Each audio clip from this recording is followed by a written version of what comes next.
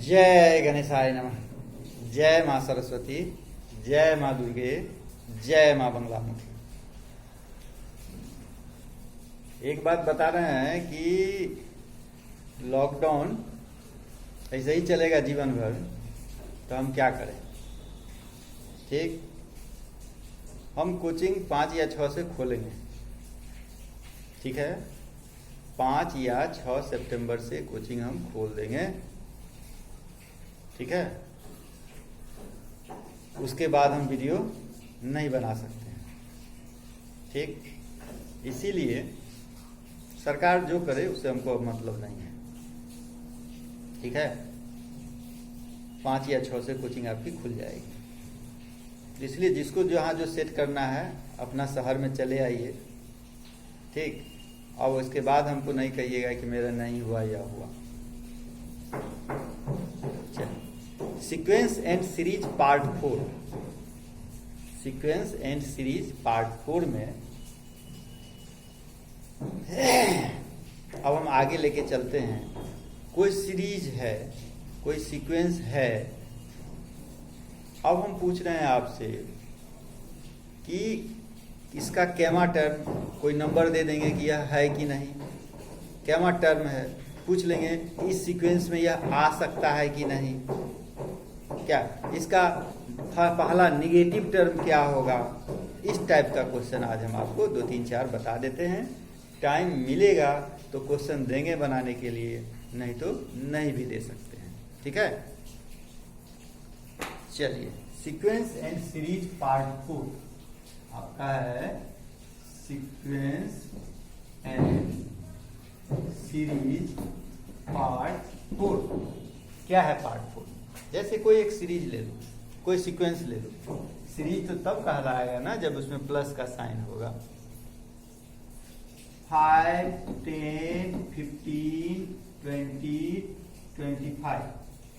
हम पूछ रहे हैं कि इस सीक्वेंस में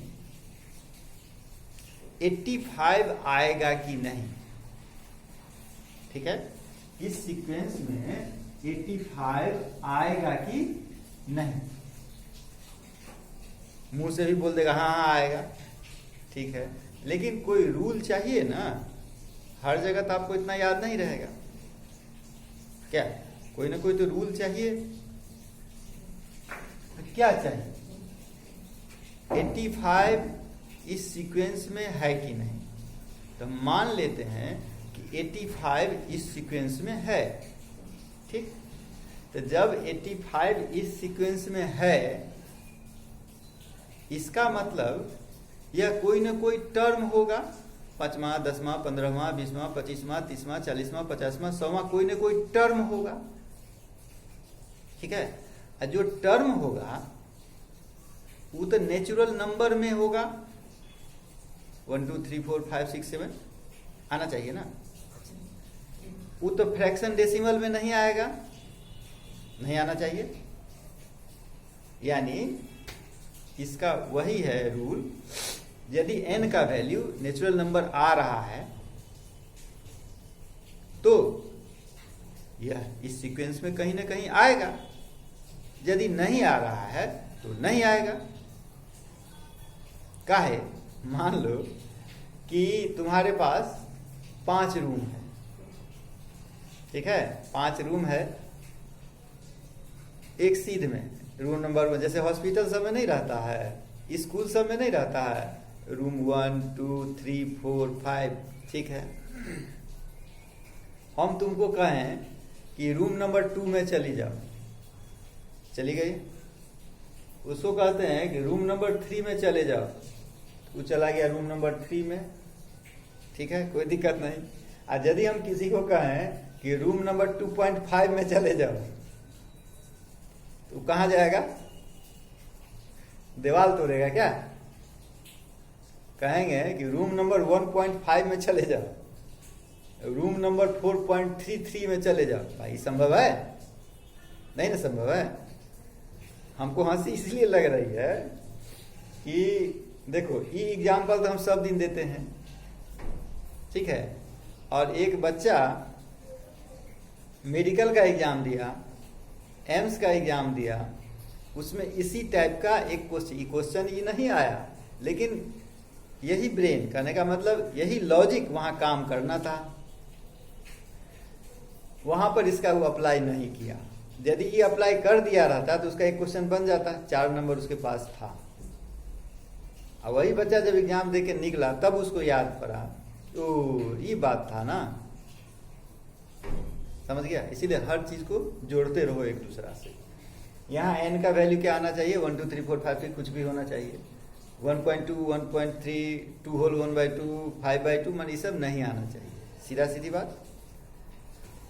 तो ये मेरा क्वेश्चन है कि इसमें 85 आएगा कि नहीं। हम मान लेते हैं कि आएगा, nth टर्म 85 है, यानी Tn 85 है, n का वैल्यू निकालना है, ठीक। तो हम मान लिया कि Tn जो है वो मेरा 85 है, A कितना है इसमें 5 है, D कितना है 10 है। अब आप फॉर्मूला बिठा के देखो क्या है आपका formula, Tn is equal to A plus n minus 1 into D, यानी कितना 85 is equal to 5 plus n minus 1 into D कितना 5, 85 is equal to 5 plus 5n minus 5 नहीं हो गया, इधर उड़ गया, यानी n इज इक्वल टू 17। इसका मतलब 85 इस सीक्वेंस में आएगा। हो गया क्लियर। अब एक नहीं वाला भी कर लो, ठीक है। तो नहीं वाला यदि हम करते हैं वो सब वैसे ही रहने दो, खाली हम 85 को कर देते हैं 94। अब पूछ रहे हैं कि 94 इस सीक्वेंस में आएगा, पता तो तुमको है कि नहीं आएगा, क्योंकि 5 के टेबल में नहीं है, ठीक है। लेकिन दिखाना होगा ना कि नहीं है, कैसे दिखाएंगे। तो Tn इज इक्वल टू ले लिए 94, तो क्या लिखिएगा 94 is equal to A plus n minus 1 into कितना D, यानी 94 is equal to 5 plus 10n minus 10, यानी 94 इज इक्वल टू कितना 10n माइनस 5, यानी 99 is equal to 10n, n is equal to 99 by 10 is equal to 9.9। कितना आ गया 9.9 आ गया। इसका मतलब क्या क्या समझे, n का वैल्यू 9.9 9.9 इस रूम में जाइएगा आप, नहीं ना, अच्छा, यह एक नेचुरल नंबर नहीं है, ठीक है, इसीलिए यह इस सीक्वेंस में नहीं आएगा। हो गया क्लियर, काम खत्म। चलिए अब आ जाइए इसका दूसरा क्वेश्चन।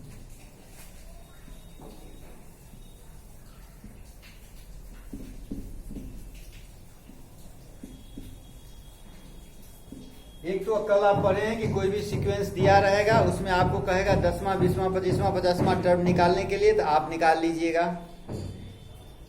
वो तो आप पढ़ चुके हैं, बना लिए हैं। अब हम उसमें कह रहे हैं कि कोई दे देगा, ठीक है, कोई सीक्वेंस दे देगा और अलग से नंबर भी दे देगा, और आपको कहेगा यह कैमा टर्म है। आपको कहा जाएगा कि यह कैमा टर्म है, ठीक है। यह कैमा टर्म है, यानी n का वैल्यू निकालना है, जैसा कि काम आप पहले किए हैं, ये नहीं किए हैं। जैसे कोई एक क्वेश्चन ले लो, इसी से आधारित हुआ, इसी पर बेस्ड वो भी है। जैसे एक सीक्वेंस ले लिए हम 7 14, ठीक है, ले लिए। हम पूछ रहे हैं कि 700 लेते हैं, क्या लेते हैं 700। यह कैमा टर्म है, इस सीक्वेंस का 700 जो है सो कैमा टर्म है, यानी क्या क्या निकालना है, n निकालना है, यानी आपको n निकालना है, ठीक है। n जो निकालना है तो फॉर्मूला तो वही रहेगा, Tn is equal to A plus n minus 1 into D, यानी 700 is equal to A plus n minus 1, और d कितना है यहाँ 7, यानी 700 is equal to 7 plus 7n -7 यानी n इज इक्वल टू कितना 100, यानी क्या टर्म है 100वां टर्म होगा। हो गया। चलो 3 टाइप का क्वेश्चन हुआ, अब चौथा टाइप में आ जाओ। आज तक खुश होगा तू सब, क्वेश्चन नहीं मिलना है, बहुत खुशी की बात है।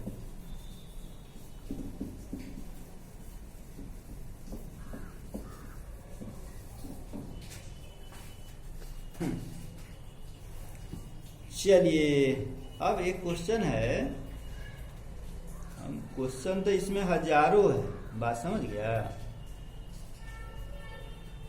क्वेश्चन इसमें हजारों है, लेकिन उसी में आज के टॉपिक के लिए हम चुने हुए हैं कि कौन कौन। 3 हो गया, चौथा में आ जाओ। क्वेश्चन नंबर 4 है,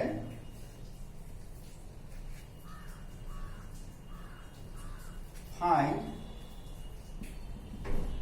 where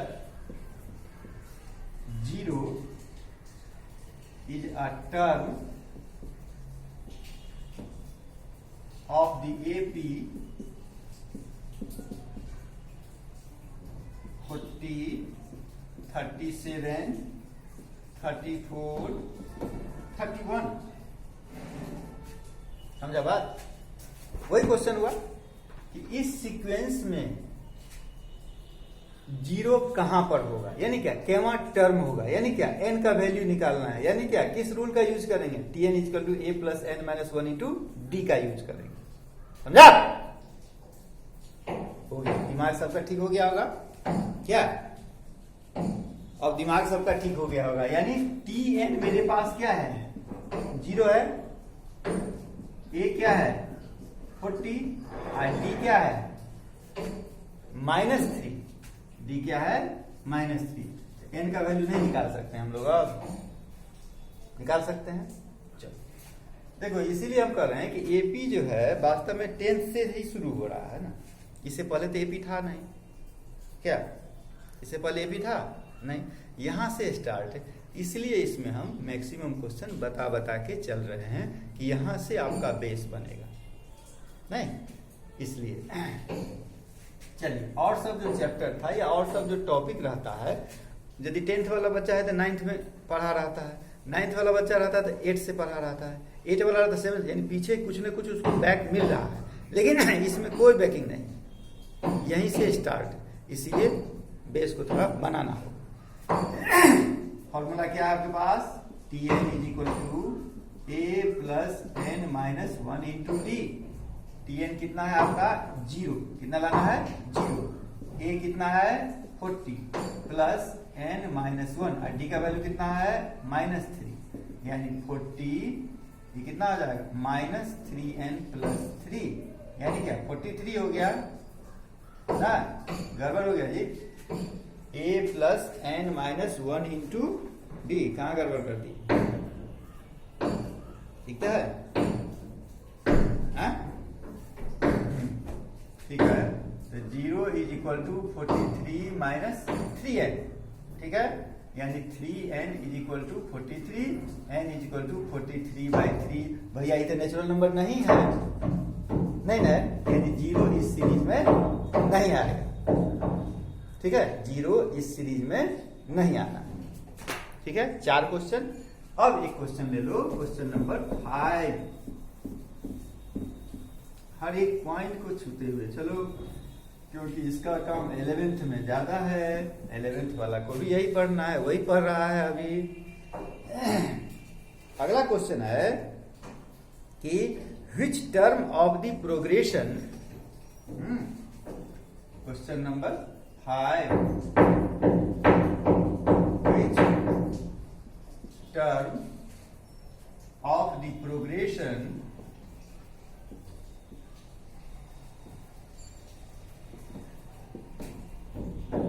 है यहाँ 19 होल 1/4 है, 18 होल 1/2 है, 17 होल 3/4 है, ठीक है। Is the first negative term, is the first negative term. बात समझा? यानी कि तो डिक्रीजिंग ऑर्डर में है, डिक्रीजिंग ऑर्डर में है, ठीक है। घटते घटते घटते घटते इसका निगेटिव शुरू हो जाएगा। पहला निगेटिव टर्म क्या होगा? जैसे सिंपल ले लो, 10 है, उसके बाद 8 है, ठीक है। 10 के बाद 8, 8 के बाद 6, 6 के बाद 4, और 4 के बाद 2, 2 के बाद 0, और 0 के बाद -2। बात समझ गया? तो -2 जो हुआ वो मेरा पहला निगेटिव टर्म हुआ। -2 क्या हुआ? पहला निगेटिव टर्म हुआ। अब समझ गया बात? यानी वह टर्म क्या होगा? इसके लिए हमको क्या लिखना होगा? इसके लिए हमको क्या लिखना होगा? Tn माने nth term is smaller than 0। ध्यान दिया बात पर? Tn माने क्या? nth टर्म जो होगा, nth टर्म जो होगा वह क्या होगा? 0 से छोटा होगा। इसमें जो हमको n का वैल्यू आएगा वही ना मेरा फर्स्ट निगेटिव टर्म होगा। ठीक है, हो गया। अब इसमें देख लो कि a कितना है, d कितना है। a कितना है मेरा? a है मेरा 20, a 20 हो गया, और d कितना है? -3/4, -3/4। a और d निकला। Tn क्या होना चाहिए? पहला निगेटिव टर्म माइनस में होना चाहिए ना। इसका मतलब Tn इज स्मॉलर देन 0, यानी nth टर्म जो होगा वह 0 से छोटा होगा। तो बहुत सारा टर्म आएगा, उसमें भी बहुत सारा टर्म आएगा, लेकिन जो सबसे छोटा होगा, जो सबसे पहले आएगा वही ना होगा। ठीक, यानी Tn is smaller than 0। Formula लिखिए, Tn इज स्मॉलर देन 0 यानी a plus n minus 1 into D smaller than 0। अच्छा, इसमें इनइक्वलिटी आएगा। इनइक्वलिटी, इन इक्वेशन आपको हम पहले बता चुके हैं ना। इन इक्वेशन वाला जो चैप्टर है वो हम पहले आपको बता चुके हैं। a plus n minus 1 into D. a कितना है भाई? 20, प्लस n का तो वैल्यू निकालना है, और d कितना है मेरा? -3/4 इज स्मॉलर देन 0। तो 20 इसको मल्टीप्लाई करेंगे तो -3n/4, अब प्लस कितना? 3/4 स्मॉलर देन कितना? 0, यानी 20 प्लस 3/4 इन हुआ कितना हो जाएगा? 20 प्लस 3/4 कितना होगा? 83/4। एक बार हम जोड़ के लिख देते हैं, ठीक है। 83/4 माइनस 3n/4 स्मॉलर देन 0। ठीक है, इसका मतलब 4 तो हम ले सकते हैं, एलसीएम उड़ा सकते हैं। 83 minus 3n is smaller than 0, नहीं हो गया? 83 minus 3n is smaller than 0। अब क्या करना है? देखो, इनइक्वलिटी और इक्वेशन में क्या अंतर है? सिर्फ एक ही जगह ना अंतर है कि माइनस से मल्टीप्लाई या डिवाइड करते हैं। ये ना बोले हुए है कि माइनस से मल्टीप्लाई या डिवाइड करते हैं। किसी भी इन इक्वेशन में माइनस से मल्टीप्लाई या डिवाइड करते हैं तो इन इक्वलिटी का साइन चेंज कर जाता है। माइनस से मल्टीप्लाई या डिवाइड करते हैं तो इन इक्वलिटी का साइन चेंज कर जाता है। ठीक है, अब हम क्या करेंगे? -3n को इधर ले जाना है तो कोई दिक्कत नहीं, 3n, इसमें कोई दिक्कत नहीं है। चलो, 83 इज स्मॉलर देन 3n, इसका मतलब 3n इज ग्रेटर देन 83। यहां माइनस नहीं है, इसलिए इनइक्वलिटी का साइन चेंज करने की जरूरत आपको नहीं पड़ी। सीधा क्वेश्चन हो गया। तो n इज इक्वल टू कितना हो गया? 83/3। अब यहां ध्यान दो, 83/3 का मतलब हुआ कि इज इक्वल टू कहां ले लिखे हैं? n इज ग्रेटर देन इतना, यानी n is greater than 27 whole 2/3। इन होगा 27 3 जा कितना? 81 2 83/3। ठीक, यानी इससे बड़ा, ध्यान दो बात, n का वैल्यू 27 होल 2/3 से बड़ा होना चाहिए। तो इससे जस्ट बड़ा कौन है? ये तो आंसर नहीं होगा, ये तो जान रहा है क्या? ये तुम्हारा नेचुरल नंबर तो है नहीं। इससे जस्ट बड़ा क्या होगा? 28। बात समझ गया? इससे जस्ट बड़ा तुम्हारा क्या हो गया? 28, यानी 28th टर्म जो होगा, 28th टर्म जो होगा वो मेरा पहला निगेटिव टर्म होगा इस सीक्वेंस के लिए। समझ गया? देखा, आज क्वेश्चन नहीं दे पाया, गलत बात है। ये लगाए दिमाग, लगाते हैं दिमाग, ठीक। 10 क्वेश्चन दे दिए क्या, नहीं तो फिर टेंशन में रहते अभी से कल तक।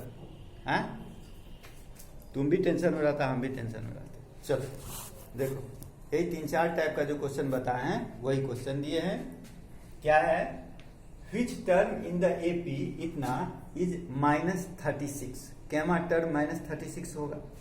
उसी प्रकार का 4 को दे दिए, ठीक है। दूसरा में है which term of the progression is first negative term, माने कैमा टर्म जो होगा वह पहला निगेटिव टर्म होगा, ये भी बताएं आपको। इस पर भी आपको हम 3 दे दिए, ठीक। उसके बाद है find where 0 is a term of the AP इतना, मान इस टर्म में, इस सीक्वेंस में 0 कहां पर आएगा, यानी क्या n का वैल्यू निकालना है। उसी प्रकार से find where 100 is a term of the AP, इसमें 100 कहां आएगा, यानी क्या निकालना है, n निकालना है। देखिए 10 क्वेश्चन हो गया, ठीक से ध्यान से देखो, साफ दिखाई दे रहा है ना।